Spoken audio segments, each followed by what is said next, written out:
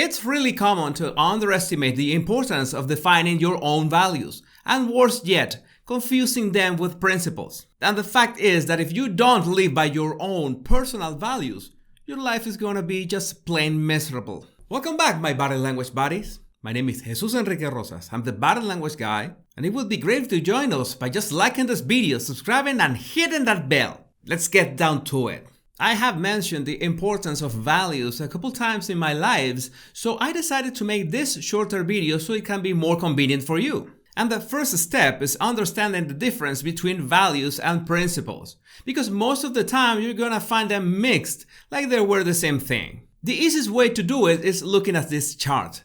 There are dozens of values and principles, but it's easier if we pick just 5 from each one. In terms of values, we got a quite diverse bunch of examples: wealth, spirituality, charity, artistic, and healing. And the principles side, we've got responsibility, discipline, honor, integrity, and compassion. Now, as I said, it's pretty easy to mix them up, but I'm going to give you the formula so you can tell them apart in any situation. And the formula starts with the principles. Think of principles like the essential building blocks of character. Principles are an absolute must. They are not negotiable.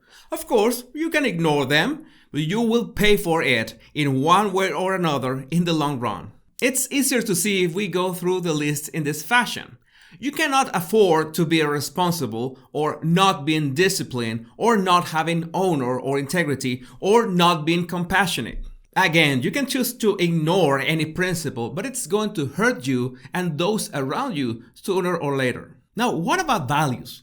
They are also called personal values, but let's call them just values for short. Values are the building blocks of your life's compass, the GPS that you're gonna use to navigate through life. So if you don't have that GPS, you will get lost and it will not be pretty. In that sense, my compass is different than your compass, and they're different from anyone else's.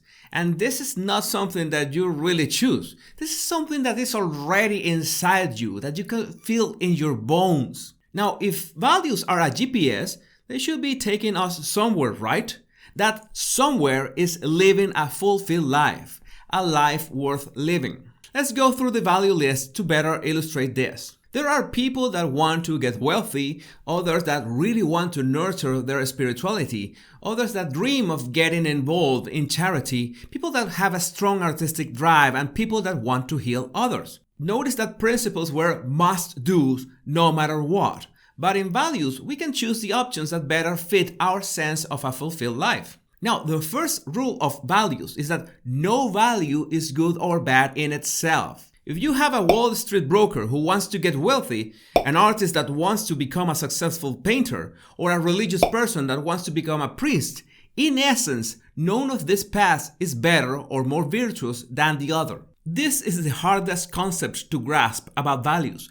No value is good or bad in itself. At the same time, you can and will combine them. For example, a person could want to get wealthy so he can give to charity. An artist could be very spiritual or religious at the same time and just focus on painting scenes from the Bible. And it becomes even more interesting when you think of doctors. Doctors want to heal other people, right? That's one of their values. But it's not hard to think about making a combination with wealth. Some doctors will be pleased at the perspective of becoming financially comfortable. Money and wealth is important for them besides healing people. Other doctors will not care at all about wealth and just go to underdeveloped countries or even war zones just to find out how they can help. None of these two paths is good or bad as long as the person lives a fulfilled life. What really makes things go wrong is when you break the rule of principles. For example, a person could be extremely spiritual, a value, but if they don't have integrity, which is a principle, they could end up creating a cult. Or an artist that is a value, not having discipline, which is a principle, is not gonna accomplish much in life. Or a wealthy person, a value, that is not compassionate, a principle, is going to exploit anyone just to accumulate more money. Now, how do you identify values? It's easy, by asking a negative question. You're gonna ask the question, can a person live a fulfilled life without this? and see what happens when we go through our list of values using that formula. Yes, people can live a fulfilled life without being wealthy. Yes, people can live a fulfilled life without being spiritual.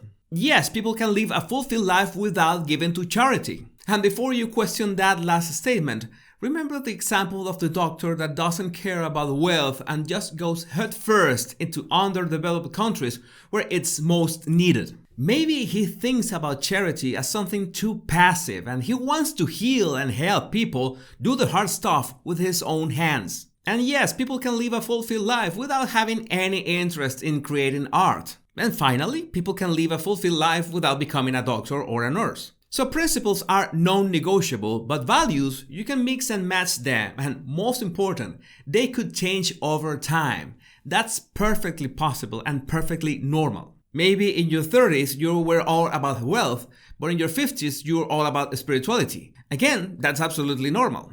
I cannot stress enough the fact that no value is good or bad in itself. I need you to really sink it in because it's the most important message of this video. Now, why do people live dull, miserable, unfulfilled lives? Because they make two mistakes. The first one is not reflecting enough about their own set of values.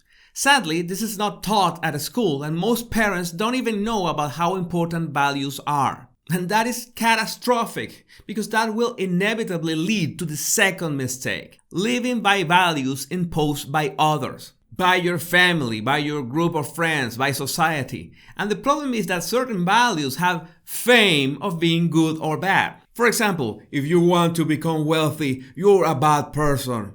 If you're spiritual, you're a good person. Now you know that it's not like that. And it's easy to picture what will happen when someone forces you into living a life with the wrong compass. Your father is a doctor, then you must become a doctor too. Or we are a family of lawyers, how come you want to become a priest? That will only lead to a toxic existence. Every single one of us lives in that constant pressure from all sides, and it takes serious introspection to recognize in ourselves which ones are the values that are, at this point in our lives, the GPS that will guide us to a fulfilled life. Now, how do you identify your personal set of values? In the description of this video, you're gonna find a list of 100 values.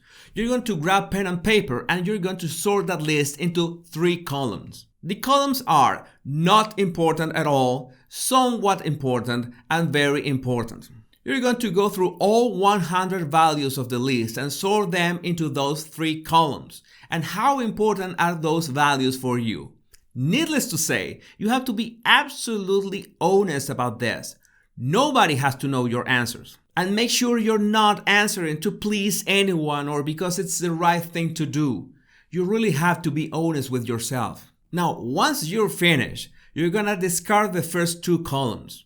And with the third one, very important values, you're gonna repeat the process, sorting those very important values into just 2 columns this time. Really important values and non-negotiable values. The golden rule is that in that last column, non-negotiable values, there can be only 5 of them. This is important because we need to focus in the values that are absolutely non-negotiable to us. And what's going to happen is that you're going to end with a list of 9 or 10 of them, and you have to pit them against one another, because just 5 of them can make it to the final list. That's it! You have the 5 most important values that constitute your personal GPS at this point in your life. The question is, are you living your life according to these 5 values? You're the only one who can answer that. Talking about values is fascinating and a critical topic to understand ourselves and especially how can we live a fulfilled life. I just hope this video and this simple exercise helps you reach a deeper insight about yourself. The only thing you have to do is give it a try. If you want to refine your observation skills, all you have to do is download my 100 body language tips right in the description of this video. My name is Jesus Enrique Rosas and it will always be a pleasure, my body language buddies. Much love and bliss.